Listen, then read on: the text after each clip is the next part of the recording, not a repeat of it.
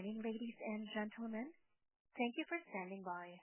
I would like to welcome everyone to the Canaccord Genuity Group Inc. Fiscal 2025 Fourth Quarter Results Conference Call. All lines have been placed on mute to prevent any background noise. Following the speaker's prepared remarks, there will be a question-and-answer session. If you would like to ask a question during this time, simply press star, then the number 1 on your telephone keypad. If you would like to withdraw your question, please press star, then 2. If you have any difficulties hearing the conference, please press star, then 0 for operator assistance at any time. As a reminder, this conference call is being broadcast live online and recorded. I would now like to turn the conference call over to Mr. Dan Daviau, Chairman and CEO. Please go ahead, Mr. Daviau. Thank you, Operator, and thanks to everyone joining us for today's call. I'm joined by Nadine and our Chief Financial Officer. Today's remarks are complementary to our earnings release, MD&A, and supplementary financials, copies of which have been made available for download on SEDAR+ and on the Investor Relations section of our website, cgf.com. Within our updates, certain reported information has been adjusted to exclude significant items to provide a more transparent and comparative view of our operating performance. These adjusted items are non-IFRS items. Please refer to our notice regarding forward-looking statements and the description of non-IFRS financial measures that appear in our investor presentation and in our MD&A. And with that, let's discuss our fourth quarter and fiscal 2025 results. Our fourth fiscal quarter saw us deliver our highest quarterly revenue in the past 11 quarters, despite a volatile market environment. Revenue growth was fueled by record performance in our wealth management division and strong advisory fee contributions from capital markets. This contributed to an impressive top-line result for the fiscal year, with firm-wide revenue of $1.8 billion, an improvement of 20% compared to last year, and our strongest result since 2022. Our wealth management businesses and all geographies have continued to perform exceptionally well. Each business has been consistently executing against their respective plans, which are oriented towards sustainable growth and profitability. Client assets grew to a record of $120 billion, with new records set in each region, driven by a mix of acquisitions and recruiting activity, improving market values, and positive net flows. While our strategies have focused on increasing contribution from fee-based assets and strengthening net inflows, the aggregate value of our client assets is linked to market performance and is expected to reflect some of the volatility experienced in the current quarter.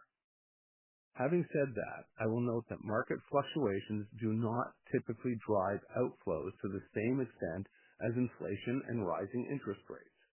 We're seeing increased investing activity among our core clients, driven by growing demand for personalized solutions. Throughout the 3 and 12-month periods, we continue to invest in the growth of our wealth management businesses while advancing our organic growth priorities. We completed 3 acquisitions in the UK and Crown dependencies, enhancing the scale of our financial planning offering and extending our presence across both onshore and offshore markets. Acquisitions were completed in Cambridge and Glasgow, and most recently in the Crown dependencies, through our acquisition of Brooks Macdonald Asset Management International, which was completed in our fourth quarter.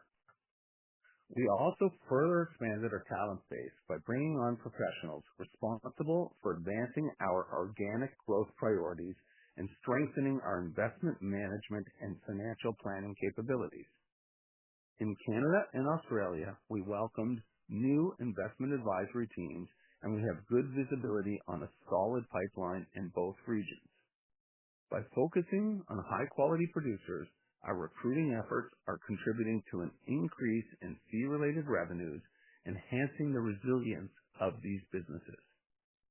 Nadine will provide a more detailed overview of our operating performance, but I'd like to highlight that the fourth quarter adjusted pre-tax net income from this division rose 22% year-over-year to $41 million, contributing to a full-year contribution of $149 million. While our fiscal 2025 operating margin for the wealth division reflects ongoing investments in growth, we anticipate low single-digit margin improvement over the coming year, which will be driven by our increased scale and the impact of our organic growth initiatives. Turning to capital markets, despite the increased momentum for corporate finance activity in our core sectors during our second and third fiscal quarters, activity levels in this segment were subdued in the fourth quarter due to market volatility and uncertainty, largely stemming from the global trade policy disruptions. Our advisory segment helped to offset this decline, delivering its strongest quarterly revenue of the fiscal year. This helped lift the revenue contribution from our capital markets division to its strongest result in 3 years and comfortably above pre-pandemic levels. Although investors remain selective in their exposure to risk equities, we have defended our strong market position for corporate finance activity. We are consistently ranked among the league table leaders in our target sectors and maintaining our status as the most active mid-market dealer globally.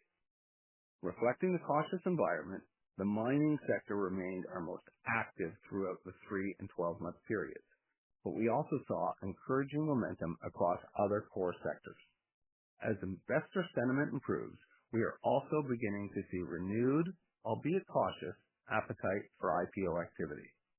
Profitability in our capital markets division for the 3 and 12-month periods continued to be impacted by elevated non-compensation expenses, which includes professional fees and provisions primarily in connection with our previous disclosed regulatory matter.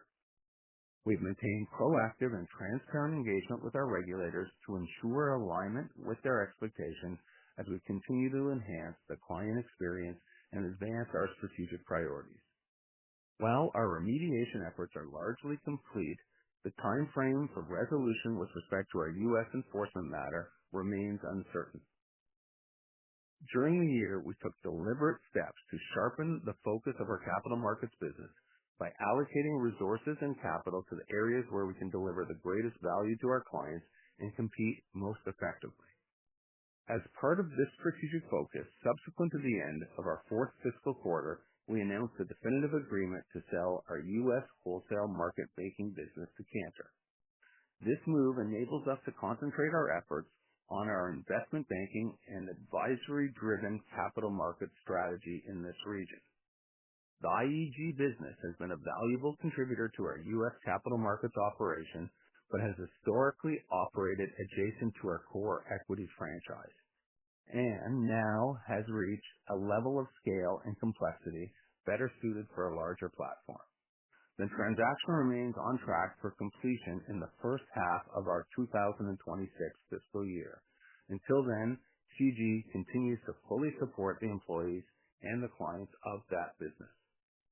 While we certainly miss the daily contributions of this talented team, we are excited about the new opportunities that await them as part of Cantor, and we wish them continued success. In all, against a backdrop of increased volatility and cautious investor sentiment, we delivered solid top-line growth in the 3 and 12-month periods. While our profitability fell short of expectations, we remain committed to supporting our clients in navigating complex business and investment decisions. We have continued to execute against our long-term strategy, positioning the business for stronger future profitability and improved shareholder returns. And with that, I'll pass things over to Nadine. Thank you, Dan, and good morning, everyone. I'll turn your attention to our firm-wide performance highlights on page 4 of our investor presentation. Revenue generation improved for both the 3 and 12-month periods. Firm-wide profitability and earnings per share for the fourth fiscal quarter were lower on a year-over-year basis, but earnings for the fiscal year improved when compared to last year. Firm-wide profit margins were under pressure in both periods, and I will walk you through the key drivers of that performance. Firm-wide revenue for the 3-month period increased by 12% year-over-year to $460 million. The increase was primarily driven by higher commissions and fees revenue of $237 million, an increase of 18% year-over-year, primarily driven by contributions from our wealth management division. In addition, advisory revenues increased 31% year-over-year to $90 million, reflecting increased completion activity in our core sectors. As Dan mentioned, revenue for the full fiscal year increased 20% year-over-year to $1.8 billion. Wealth management was the largest contributor, accounting for 51% of total revenue. Capital markets contributed 47% of fiscal 2025 revenue, representing a 1 percentage point increase year-over-year, with the remaining revenue coming from our corporate and other segments.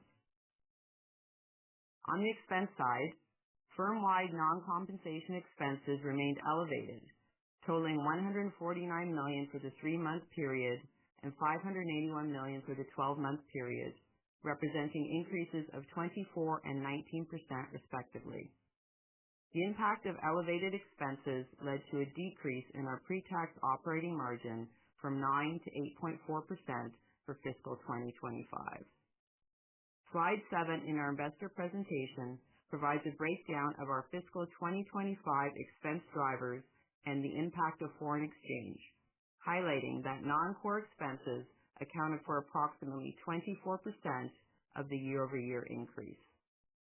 Revenue and investment-driven expenses drove the largest component of the increase and reflected increased interest or dividend costs as well as trading costs, which were primarily offset by higher revenues.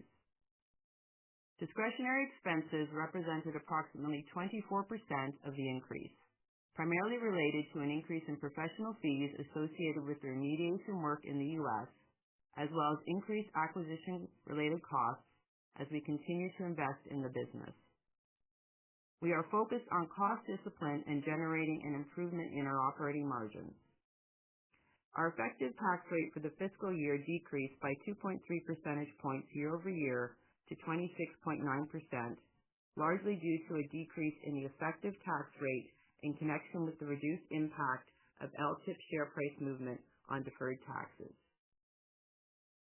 Firm-wide compensation ratio for the fiscal year was within our desired range at 59%. Excluding significant items, firm-wide pre-tax net income for the 3-month period was $32 million, down 18% year-over-year and down 19% sequentially. For fiscal 2025, adjusted pre-tax net income totaled $149 million, up 12% year-over-year. These results translated to adjusted diluted earnings per share of 12 cents for the 3-month period, down 3 cents or 20% year-over-year, bringing our fiscal 2025 adjusted diluted earnings per share to 61 cents, up 21 cents or 53% year-over-year. Turning to segment results, our wealth management division earned revenue of $239 million during the 4th fiscal quarter and $905 million for fiscal 2025, representing year-over-year increases of 19% and 17% respectively. Increases for the 3- and 12-month periods were primarily driven by higher commissions and fees revenue from all regions and a modest increase in contributions from the investment banking segments in our Canadian and Australian businesses. Our wealth business in the UK and Crown dependencies contributed record quarterly revenue of $118 million, up 12% year-over-year and 2% sequentially, bringing fiscal year-to-date revenue to a record $450 million. Slide 12 outlines client asset flows. Measured in local currency, client assets in this business increased by 8% year-over-year to £37 billion, and net inflows, including assets from acquisitions, represented 11% of opening assets under management. 4th quarter adjusted pre-tax net income contribution of $28 million represented a year-over-year improvement of 4%. Full-year profitability in this business was flat compared to the prior fiscal year, largely due to higher development costs in connection with our acquisitions and organic growth activities in the region. The business achieved normalized EBITDA of £21 million for the 3-month period and £79 million for the full year, representing a year-over-year increase of 1.2%.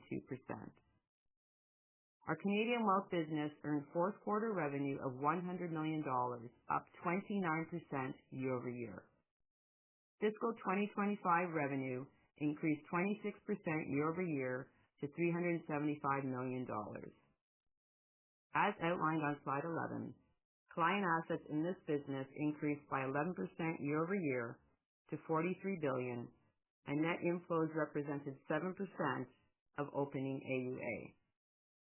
The adjusted pre-tax net income contribution amounted to $13 million for the fourth quarter and $43 million for the fiscal year, increases of 90% and 21% respectively, but below desired ranges in the context of our revenue growth.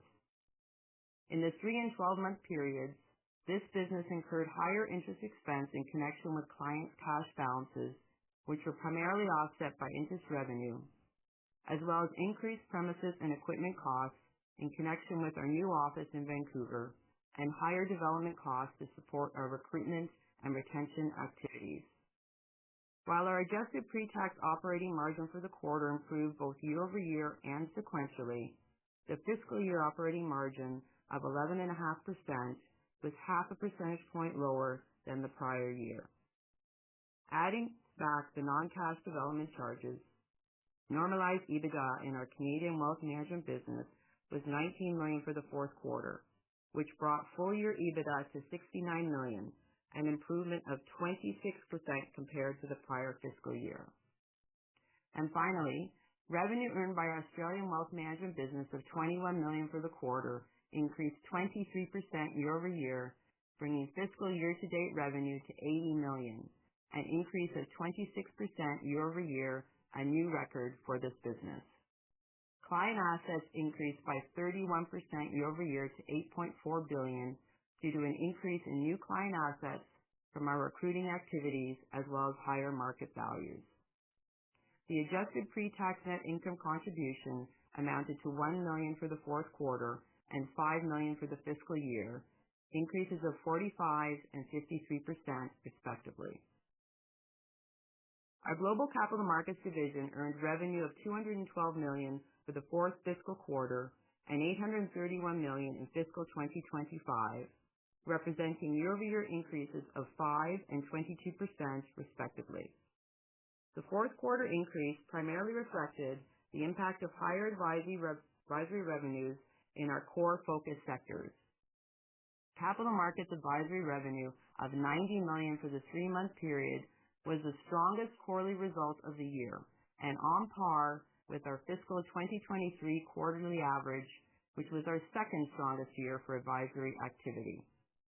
The fiscal 2025 revenue increase was primarily driven by increased advisory and corporate financing activities in our core mid-market focus sectors.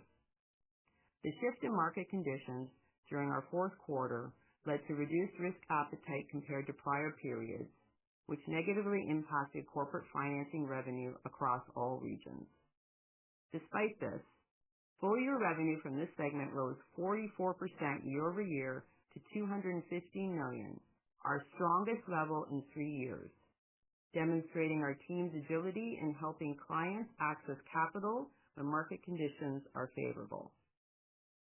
As noted earlier, profitability from our Capital Markets division continued to be affected by higher non-compensation expenses, primarily in our U.S. business, as fiscal 2025 saw inflated professional fees as we continue to execute on the remediation work related to our regulatory matters.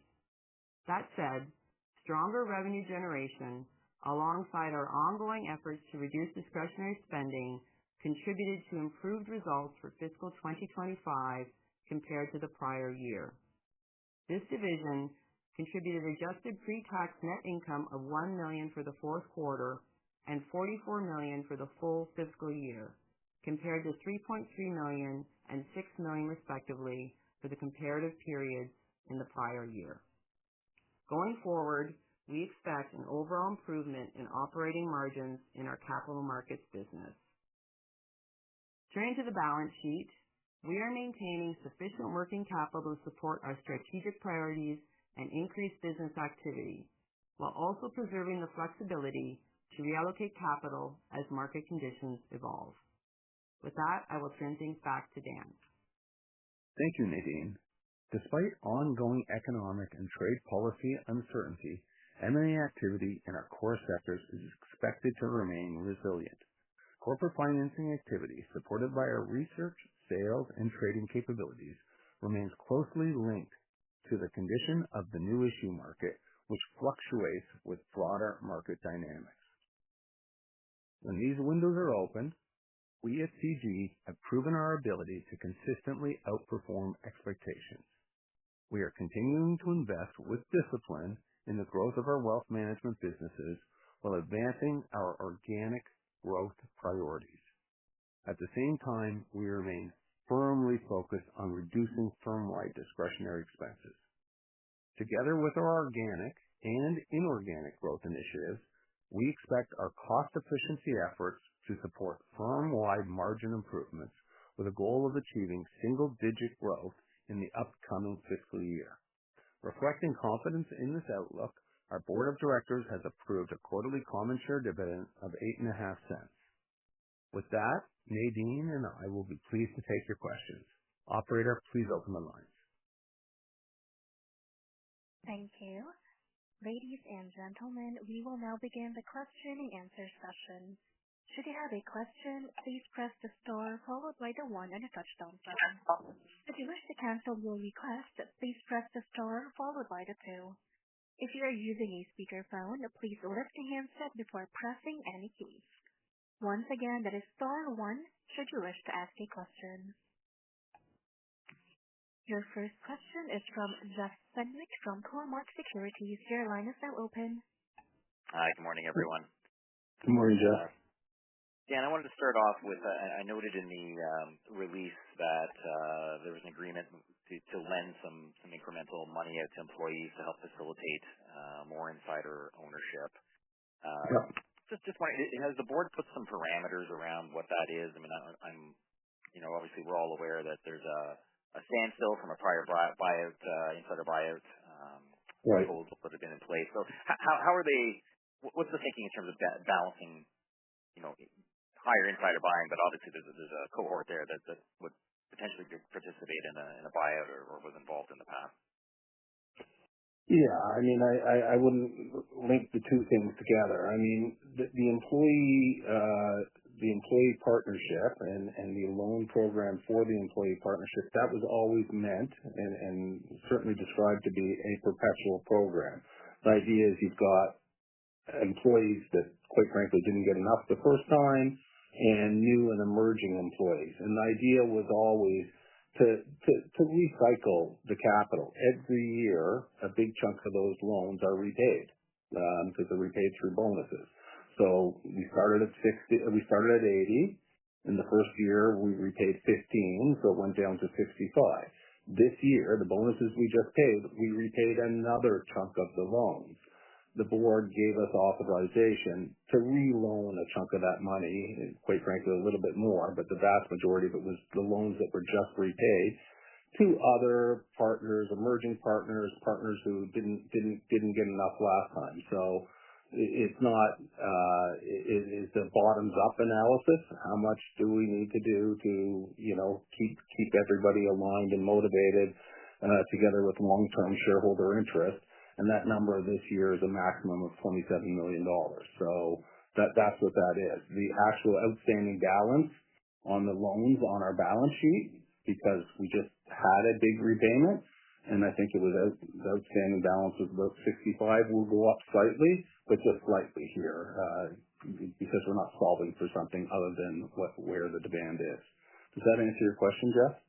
Yeah, I think so. And I guess there's some thinking just in terms of any restrictions and just, I guess you can't really restrict it, but the aggregate insider ownership as a percentage of the total clearly.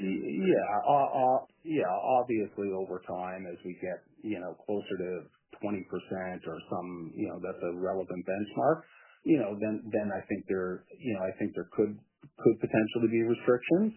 But we haven't really assessed that at this point. I mean, we're going from roughly 11 and small change to 14% here. I think that's a couple of years down the road before we really got to sit down and make those. The board needs to make those decisions.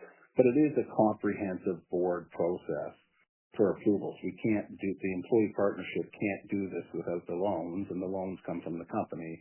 And the board has a lot of oversight and approvals in the context of that. So, we've had a long-standing objective. It's in our investor presentation. It's something that you've heard me talk about a lot, that I believe running an investment bank and a material wealth management firm involves significant employee ownership. We think it is, aligns the interests of our employees and our shareholders perfectly, and this program is a great way to do it. So, at the end of the day, increasing employee ownership in the business, where they're actually, as you know, these are fully recourse loans. These loans pay interest. The only benefit of them, and quite frankly, your stock's locked up forever. So the only benefit of this program is we top up the bonus a little bit to help on the loan repayment, but that's peanuts in the bigger picture of things. Okay, that's helpful color. Thank you. And then wanted just to ask about the sale of the wholesale trading unit out of the U.S. Yeah. Could you give us a little bit of color? When I look at the financials there, would that be the majority or all of what you would categorize as principal trading within the majority? Yeah. Yeah. Okay. And I think I understand that the relative profitability of that group was less than other parts of CGUS. So trying to think about how going forward, should we be modeling the U.S. unit, obviously the step down in revenue, but perhaps with a little better margin on the business? Yeah, I think that's accurate. It was a positive contributor to the business. Let's be clear. It has been for the last 20 years, and run by a phenomenal group of employees and partners. So, but this simplifies our business from a regulatory standpoint, from a risk standpoint, and sooner or later, this business in particular was a heavy tech business. And there's a lot of firms out there like Cantor and others, quite frankly, that, are very focused on, technology and trading, and, there's a long-term, a better owner for this business. I think the employees saw it that way, and we certainly saw it that way. It wasn't a question of, if we were going to dispose of this business. It was a question of when. Was it going to be this year, next year, the year after? So I think we found a good buyer in Cantor, and hopefully that deal will push towards conclusion, in the next 3 months or so. Okay. And maybe one more for me on UK wealth management.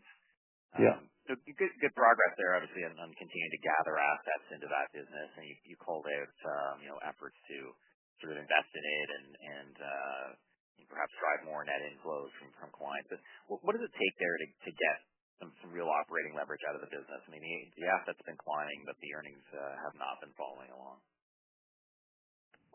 Yeah, fair point. The first point I'd make is, we have, and you made this point, we have invested significantly in that business on our growth initiatives. The people, systems, technology, millions and millions of pounds.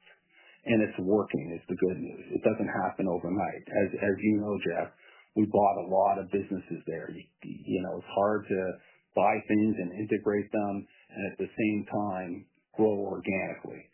But that's what we've done now. We're at a position, and it's early. We're 3 years, 6 months into it, or 4 months into it now, where the business is growing organically, particularly in the areas where we want it to grow organically. And this isn't just happening. It's happening because, we've got an immense training and sales system that we've set up there. So it's starting to work, and I think you're going to see the results of that as we continue to move forward. You're starting to see them now, but that's going to improve. To answer your questions on margin on the business, maybe Nadine, you want to take that? Yeah, thank you. Jeff, in terms of looking at the margin perspective, you obviously have a number of costs associated with the acquisitions, as Dan mentioned, as well as our investments in the business as it relates to staff, et cetera, to further augment our drive towards that organic growth. So as we continue with the scale growth in that business, we definitely expect to see the margins improve through 2026. Okay, thanks for that color. I'll read you. Thank you. Your next question is from Rob Black from Ventum. Your line is now open. Thank you, and good morning. Good morning, Rob. Thanks. You noted the strength of the advisory business, and in particular, the U.S. tech advisory business stood out. Yeah. Could you talk to your outlook in that business going forward? Yeah, I mean, you don't know what you don't know, but as I've always said, M&A is a little bit more predictable than some of our other businesses in capital markets. And yeah, we continue to have a huge pipeline of activity and, big client wins and big assignment wins that obviously all have to work through.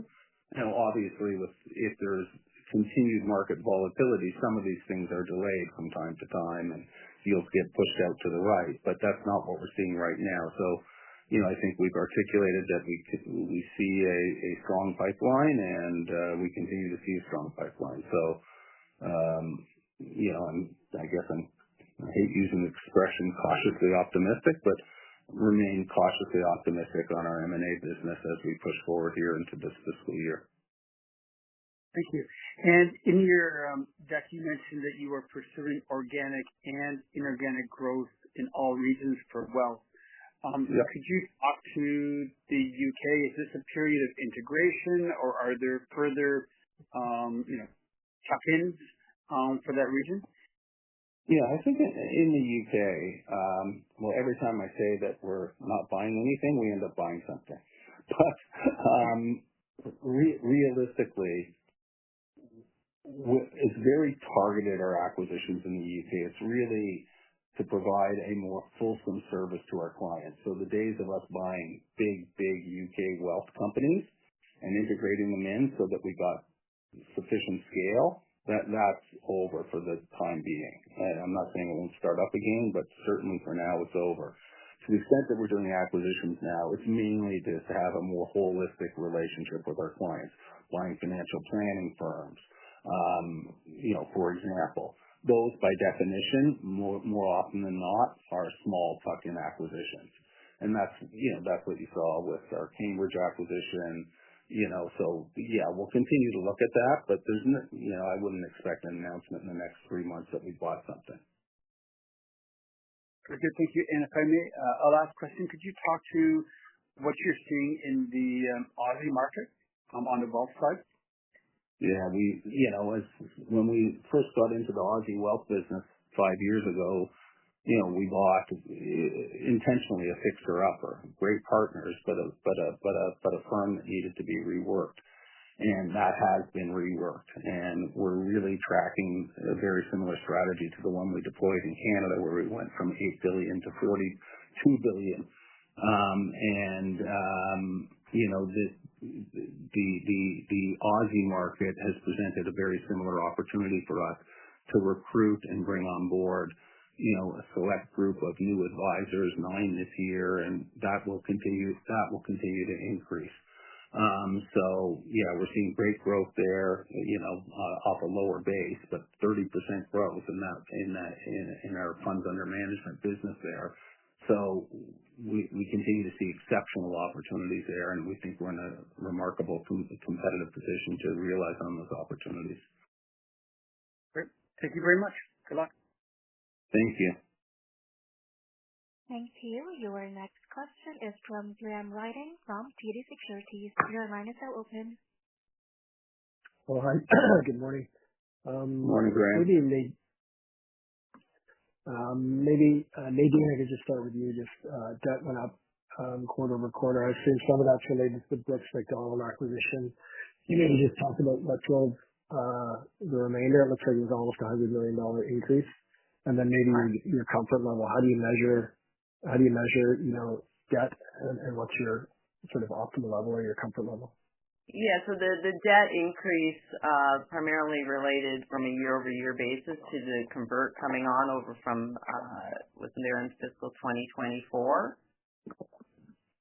So we've been managing that interest expense, and obviously as we look at what we've portrayed as it relates to our total expense base, I think we've been very selective in terms of how we've been investing in the business. So that increased debt is really driving that leverage to be able to drive that revenue growth print that you've seen this year, and that's primarily investing in the UK wealth business, as you mentioned. But the big part of that contribution on a year-over-year basis was the convertibles coming off.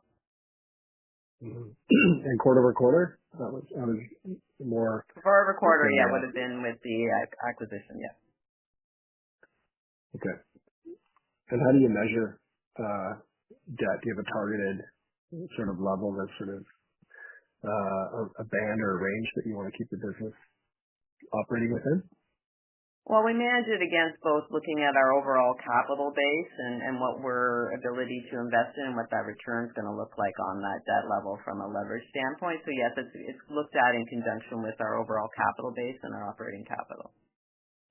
And Graham, I know you know this, but the debt, the non-convert debt, all the rest of the debt primarily, is all in the UK wealth subsidiary. And that's, Schedule A bank debt, so the leverage ratios are relatively modest, given the level of earnings in that business. Okay, understood. And then maybe just pivoting to the regulatory matter. I'm sure it's your favorite topic, but just, is there any progress you can sort of flag? What sort of spend do you think might be left, if material, and any increased visibility here on potential timing? Yeah. The big spend, I won't go in the order that you asked the questions, but the big spend has all been around remediation efforts, consultants and remediation efforts, and we're mainly through that. We've mainly remediated everything that we think we need to remediate, and that involves a lot of historical look back and stuff like that. I think we're pretty good, so that spend should come down. Nadine can speak to it more specifically, but I think we're there. On cleaning it up or getting rid of it, I mean, we're on a real unfortunate timing with respect to the U.S. regulators and really, getting people's attention given their competing priorities and concerns. So, we'd like to make progress on it. We'd like to have this thing disappear. And we're, aggressively working towards that. That being said, it takes two people to dance. So I'm sure they'll get their house in order, and then we can have more intelligent conversations going forward. So I can't give you a time frame, unfortunately. I wish I could. No, understood. And then my last question, you appreciate the slide you put in there, just flagging the different options or timeline for the HPS 5-year anniversary that's coming up in July 2026. So can you just sort of run through perhaps how you're thinking about your preferred options as you approach that deadline, and what are you sort of looking at this point? Are you exploring any buyers for their stake, or perhaps the UK business overall? Are you looking at potentially financing options, pay them off? Like, how should you think about, your... I won't be as clear as you'd like me to be, Graham. But, we're all of the above, sale, refinance, buy them out, like there's probably 10 different options if I really thought through them. So we continue to think through all of those. The important part about that business is we're delighted with how it's performing. It's performing remarkably well. Asset growth, we continue to integrate the firms that we bought. We're getting net new asset growth in that business. We're absolutely delighted to be a shareholder of this business, and we think it's a massive value contributor to us. So that's the beauty of it.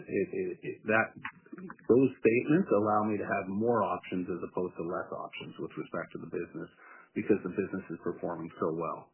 So but we're very cognizant, obviously, of the time frames that come up.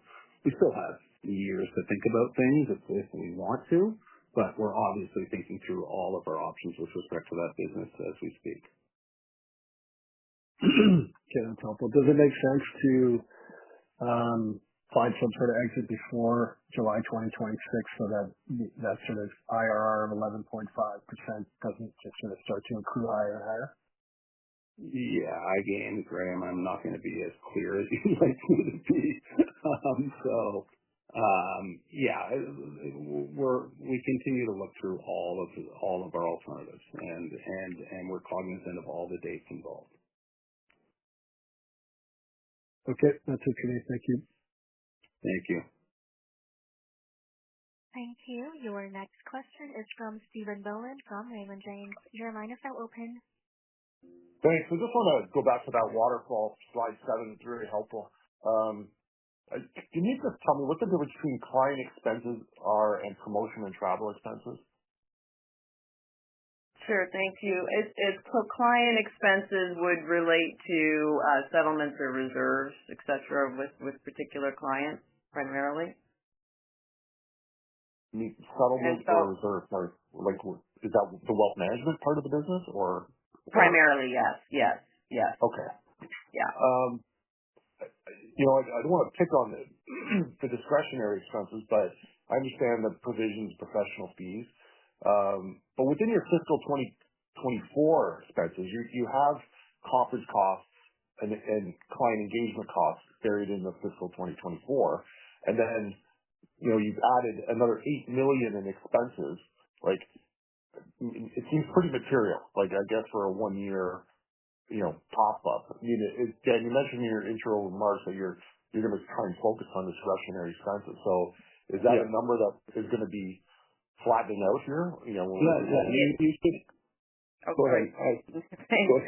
Yeah, you're absolutely right. We're definitely focused on that area in particular, and so it's an opportunity for us, given the fact that these are more discretionary. So we've got targets across the firm in every region to focus on this cost bucket, because to your point, we are spending a reasonable amount of money already. So for it to go up in this year, so we're really focused on targets for each business, and so we've got plans in place to bring that number down on a year-over-year basis. Okay, so theoretically, if once as you said, the re-meet professional fees and that's pretty much done, you flatten out the commerce costs and increase client engagement, like that's flat. You're looking at saving like over $20 million could disappear in terms of growth in the assets. Is that a fair comment? Fair comment. Okay. I think that's all I have. I appreciate it. Thanks. Good questions. Okay. That concludes our call. Thank you all again for joining us today. And as always, Nadine and I certainly can be available to take any questions. Our next earnings update will be in early August when we release our first fiscal quarter results. So with that, operator, I think you can now close the lines, and thank you again, everybody. Thank you. Ladies and gentlemen, the conference has now ended. Thank you all for joining. You may all disconnect your lines.